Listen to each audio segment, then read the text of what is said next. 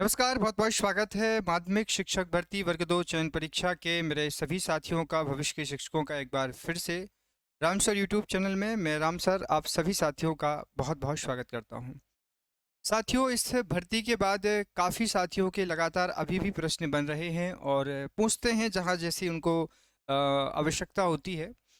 एक और इसमें ऐसे बच्चे या ऐसे साथी हैं जिनके लिए मेरिट या वेटिंग में स्थान मिला है, वहीं दूसरी तरफ ऐसे अभ्यर्थी हैं जिनको रैंक मिली है और उस रैंक के साथ आज भी उनके प्रश्न बहुत अच्छे से जुड़े हुए हैं। तो जो साथी अभी फ़िलहाल में मेरिट में हैं या वेटिंग में हैं, उनके जो प्रश्न हैं वो काउंसलिंग ज्वाइनिंग प्रक्रिया से संबंधित हैं। वहीं जिनका नाम अभी कहीं पर भी नहीं है, उनको बस एक रैंक मिली हुई है और परसेंटाइल के बेस पर रिजल्ट मिला है, उन साथियों के प्रश्न है कि हमें जो मौका है वो आगे मिलेगा या नहीं मिलेगा। ये एक बहुत बड़ा प्रश्न मार्क है। तो मैं चर्चा करूंगा पहले उन साथियों के साथ में जिनको कुछ इस तरह का रिजल्ट बस देखने को मिला है। इसमें फिलहाल ना आपको कोई मेरिट दिख रही होगी ना कोई वेटिंग दिख रही होगी, बस आपको मेरिट वेटिंग नॉट अलाउटेड ऐसा कुछ आपको दिख रहा होगा। अब इस बेस पर मैंने आपको लास्ट जो समझाया था कट ऑफ, उसमें मैंने आपको बस इतना कहा था कि आपकी ये जो रैंक दिख रही है, आपकी ये सब्जेक्टिव रैंक है आपके ओवरऑल सब्जेक्ट में। यहाँ इस बार रिजल्ट परसेंटाइल में बना है, नॉर्मलाइजेशन से नंबरों में डिफरेंस आया है, जैसे कि ये हिंदी का है। अब इसमें नंबर जो हैं आप देखें 85 है, कैटेगरी यहाँ पर है ओबीसी। 85 ओबीसी मेल कैंडिडेट ये हैं। तो 85 नंबर में अब यहाँ जो रैंक है उस बेस पर अभी मैं बता दूं आपको। देखिए, फिलहाल की जो बात है वो ये है, पहली काउंसलिंग में जो पद आपके रोस्टर में आए थे वही पद रहेंगे। वहाँ पर बस एक बात सुधार हो सकती है कि डीपीआई आपकी जो मेरिट लिस्ट है, यहाँ पर भी रैंक दूसरी रैंक आप ये देख लें, इसमें हालांकि बहुत कम नंबर हैं तो इतनी रैंक पर तो पॉसिबल नहीं बनता। अभी मैं जो आपसे बताना चाहता हूँ कि यहाँ पर जो मेरिट और वेटिंग बनाई गई है, मेरिट का 15% वेटिंग को लिया गया है और ईएसबी या जो हमारी गाइडलाइन है उसमें 25% वेटिंग को मेंशन किया जाता है और 25% वेटिंग अभी तक 2024 तक जो ज्वाइनिंग हुई है उसी में 25% वेटिंग को रखा गया है। वर्ग एक की बात करें 2023 में, तब भी आप सभी की वेटिंग 15% से ज़्यादा 25% ही रखी गई थी और ये कहा जाता है कि ये वेटिंग आपकी 2 वर्ष के अंदर क्लियर होगी। हालांकि वर्ग एक में अभी प्रक्रियाएं चल रही हैं, तो आपकी जो अभी वेटिंग है वो 15% है। अगर डीपीआई अपनी स्वतः मेरिट और वेटिंग बनाएंगे तो यहाँ 10% नए अभ्यर्थियों को जुड़ने का मौका मिल सकता है। अब ये कहना होगा कि डीपीआई बनाएंगे तो निश्चित है, हालांकि पहली बार ऐसा होगा कि डीपीआई ईएसबी बोर्ड की मेरिट और वेटिंग के आधार पर काउंसलिंग कराएंगे, क्योंकि डीपीआई का शेड्यूल अभी तक ये रहा है कि डीपीआई का काम है सिर्फ रिजल्ट को लेना ईएसबी बोर्ड से, उसके बाद पृथक रूप से अपनी मेरिट बनाना और वेटिंग बनाना। तो अभी 10% जो अभ्यर्थी नए जुड़ सकते हैं उनके लिए मौका यहाँ पॉसिबिलिटी है, लेकिन अभी हम उस पर विचार नहीं करेंगे क्योंकि ये डीपीआई के ऊपर निर्भर करता है बनाएंगे या नहीं बनाएंगे। पॉसिबिलिटी 90% है। तो 10% जो अभ्यर्थी बनेंगे उनके लिए मैं कुछ बताना चाहता हूं कि वो 10% अभ्यर्थी कौन हो सकते हैं, कहां से वो मेरिट वेटिंग बनाई जाएगी। तो जिनकी रैंक अपनी टोटल पोस्टों के बिल्कुल लमसम है। एज एग्जाम्पल मैं अगर आपको किसी एक विषय का उदाहरण और कैटेगरी बताकर देखना चाहूँगा, तो जैसे एग्जाम्पल के रूप में ये तो बहुत ज़्यादा रैंक है, जैसे एग्जाम्पल ये भी बहुत ज़्यादा रैंक है। ये थोड़ा सा हम कह सकते हैं, जैसे हिंदी में है, इससे पहले भी जो मैंने आपको रैंक दिखाई थी 500 रैंक है। तो ऐसे कैंडिडेट जिनकी पोस्ट जो है टोटल पोस्ट के आसपास उनको रैंक मिली हुई है, उस पोस्ट के अभ्यर्थी जो हैं वो वेटिंग में आने के चांसेस हैं। अब मैं 10% अभ्यर्थियों को लेकर के बाकी जो अभ्यर्थी हैं, मतलब मेरा कहना है कि ये जो रैंक दिख रही है प्यारे साथी की, इसमें 602 रैंक दिख रही है। इन साथियों को या इससे आगे जो जिनकी रैंक 1000 तक भी दिख रही है, उन साथियों को एक मौका है। मैं सिर्फ 10% अभ्यर्थियों को यहाँ पर कहने नहीं आया हूँ कि इस बात को सचेत है, आपके लिए मौका है। अगर आपको अपना वर्चस्व पता है 2022 का, वो याद करिए दिन जब मध्य प्रदेश के 6000 से 7000 अभ्यर्थी 2018 की भर्ती में द्वितीय काउंसलिंग के लिए भोपाल में हबीबगंज से लेकर के मध्य प्रदेश की उस समय की वर्तमान सरकार के मुख्य कार्यालय तक लगातार रैली की थी। उस समय आप मानेंगे नहीं, हर राज्य से बच्चे आए थे। उत्तर प्रदेश, महाराष्ट्र में स्वयं उस समय था वहाँ पर उपस्थित, और पूरे सुबह से शाम तक का धरना प्रदर्शन, साथ ही साथ 17 अभ्यर्थियों पर वहाँ नामजद FIR भी हुई थी, हालांकि वो बाद में हटा दी भी गई थी। इस तरह से पूरे प्रदेश के और देश के अभ्यर्थी जब वहाँ पहुँचे थे, हर अपने ज़िले से कार लेकर जा रहा है, कोई बस लेकर जा रहा है। उसके 1 महीने के अंदर प्रदेश सरकार को वर्ग 2 में जितने पद पहली काउंसलिंग में थे उतने पद लाए गए थे और काउंसलिंग कराई गई थी। बात यहाँ पर सिर्फ इतनी सी है कि आपको प्रयास करने होंगे। अब जो 10% हैं वो अभ्यर्थी ये ना सोचे कि मेरा नाम आएगा या नहीं आएगा, वो भी कब आएगा, जब अगली प्रक्रिया होगी। तो आपको यहाँ प्रयास करने की ज़रूरत है पदवृद्धि के लिए। जितनी पद अभी आए हैं उतने ही पद जारी करना, ये आपका मुख्य उद्देश्य होना चाहिए। अभी यहाँ पर मैं एक जानकारी आपको देना चाहता हूँ साथियों, आपकी तैयारी में लगातार कुछ समस्याएं जो जुड़ी होती हैं, वो यहाँ पर एक इसमें मैं आपको बताना चाहता हूँ। टेस्ट को लेकर के आपके साथ बहुत सारी कॉम्प्लेक्ट होते हैं। कई सारे बच्चे जो हैं वो टेस्ट को लेकर के समस्या बनाते हैं कि, तो यहाँ पर अभी क्या है, आप लोगों ने जैसा कि नाम सुना होगा और लगातार चर्चाएं भी चलती हैं, आप सभी को अभी एक ऑफ़र है। आपने टेक्स्ट बुक को कभी टेस्ट नहीं दिया या दिया है, इसके अलावा आपको यहाँ पर देख सकते हैं टेक्स्ट बुक में एक अभी ऑफर चल रहा है। टेक्स्ट बुक में आप सभी एग्ज़ाम, जो भी CTET है या वर्ग 1 या जो भी एग्ज़ाम विषय है, उसके लिए आप टेस्ट लगा सकते हैं, जिसमें आपको 15,000 प्लस मॉक टेस्ट हैं, 3,000 प्लस प्रीवियस पेपर हैं, access to practice pro questions हैं, access to pre live test हैं।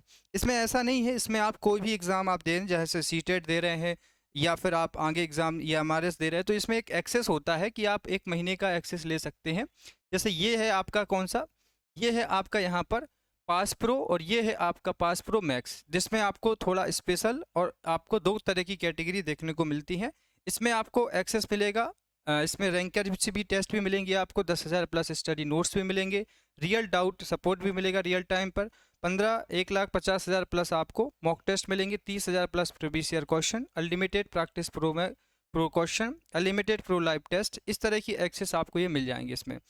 इसमें भी आपको ये रैंक दिखेगी, ओवरऑल परफॉर्मेंस समरी की, आपने अगर जो टेस्ट दिया है उसमें आपकी रैंक क्या है, स्कोर कितना किया है, क्वेश्चन आपने कितने अटेम्प्ट किए हैं, एक्यूरेसी क्या रही है, उसमें परसेंटाइल कितना बना आपका परसेंटाइल, तो परसेंटाइल भी आपको उसमें देखने को मिलेगा। इसके लिए आपको यहाँ पर वीकली टेस्ट भी होते हैं, ठीक है, कैटेगराइज दी गई है। जैसे आप एक सब्सक्रिप्शन लेंगे, जैसे इसको इस तरह से समझिएगा आप लोग, आपने अपना एक सब्सक्रिप्शन लिया हुआ है, उस सब्सक्रिप्शन का ड्यूरेशन होगा 1 साल का। जैसे आपने 250 रुपये या 300 रुपये का लिया है, तो आपको क्या करना पड़ेगा उसके लिए, देखो ये रैंक आपको यहाँ पर दिखाई दे रही होगी, तो इस तरह से आप अपनी रैंक को भी शो कर सकते हैं। ये देखिएगा अटेम्प्ट करके जितने भी आपने क्वेश्चन अटेम्प्ट किए हैं, तो यहाँ पर आपको दोनों कैटेगरी शो होगी। आपको यहाँ पर क्या करना पड़ेगा, अगर आप ऑफ़र का लाभ लेना चाहते हैं तो आपको 12% का ऑफ़र मिल जाएगा। इसके लिए आप यहाँ पर क्या करें, रामसर का जो कूपन कोड है उसको यूज करें, जिससे कि आपको यहाँ पर जो है 12% का ऑफ़र आपको यहाँ पर ऑफ मिल जाएगा। इसमें ऐसा होगा कि आप एक टेस्ट लेंगे, आप एक्सेस करेंगे कि आपको 1 साल का ड्यूरेशन चाहिए है। अभी ऑफ़र है, वैसे ये रैंक जो प्राइस है बहुत ज़्यादा है। अगर आप टेस्ट बुक एप्लीकेशन पर जाकर ऐप को डाउनलोड करेंगे, आप एक टेस्ट का अपना ड्यूरेशन ले लेंगे कि मेरा सब्सक्रिप्शन हो गया 1 साल में, जितने एग्ज़ाम होंगे उसमें आप सबका टेस्ट लगा सकते हैं, ठीक है। तो जल्दी से एप्लीकेशन डाउनलोड करें और अपना कोड जो है उसको यूज करें। तो मेरा कहने का तात्पर्य यह है आप सभी से कि आपकी रैंक चाहे कितनी भी हो, 500 प्लस, 600 प्लस या कोई सी भी रैंक हो, अगर आप मेरिट और वेटिंग नहीं हो तो आपका मकसद यही होना चाहिए कि सबको, प्रदेश के सभी अभ्यर्थियों को एकजुट करके अगली काउंसलिंग के लिए प्रयास करना। क्योंकि पहली काउंसलिंग में तो वही अभ्यर्थी होंगे, अगली काउंसलिंग का मतलब ये है कि दूसरी काउंसलिंग के लिए आपको प्रयास करना होगा, ठीक है। अब ये बात है कि यहाँ पर वो अभ्यर्थी जिनका नाम मेरिट में और वेटिंग में है, वो क्या करें बेचारे। देखो उनके लिए सीधा सा फ़ायदा है कि आप अपनी तैयार करें सारे नोट्स, जो भी आपके डॉक्यूमेंट्स हैं।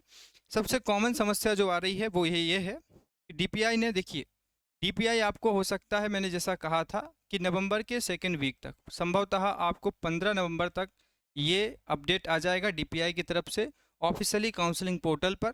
इसके बाद आपका पहला जो चरण होगा वो तो होगा शेड्यूल, समय सारणी पहले आपकी जारी की जाएगी। समय सारणी में आपको ये बता दिया जाएगा कि आपका कौन सी काउंसलिंग का चरण कब होना है। इस बीच आप ध्यान रखना कि इसके अंदर आपके पास में सभी डॉक्यूमेंट्स, अतिथि शिक्षक हैं तो आपका डिजिटल सर्टिफिकेट होना चाहिए, अनुभव, अनुभव डिजिटल बनवा लीजिए, चाहे कैसा भी हो, क्योंकि जो अपलोड होगा वो डिजिटल होना चाहिए। ठीक है। अब यहाँ पर कुछ अभ्यर्थी लगातार ये पूछ रहे थे कि अगर हमारा कोई डॉक्यूमेंट्स इनकम्प्लीट है और डॉक्यूमेंट्स अपलोड होना शुरू हो चुका है, तो अपलोड करते समय आपका कोई डॉक्यूमेंट्स इनकम्प्लीट है, कोई समस्या नहीं है, चलेगा। ठीक है।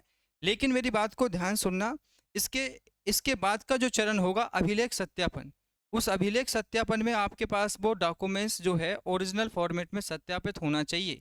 जैसा मैंने कहा कि ये अनुभव प्रमाण पत्र डिजिटल है, तो यहाँ तो अपलोड कर देंगे, कोई दिक्कत नहीं होगी, क्योंकि यहाँ तो कोई टेक्निकली वेरिफिकेशन नहीं हो रहा है।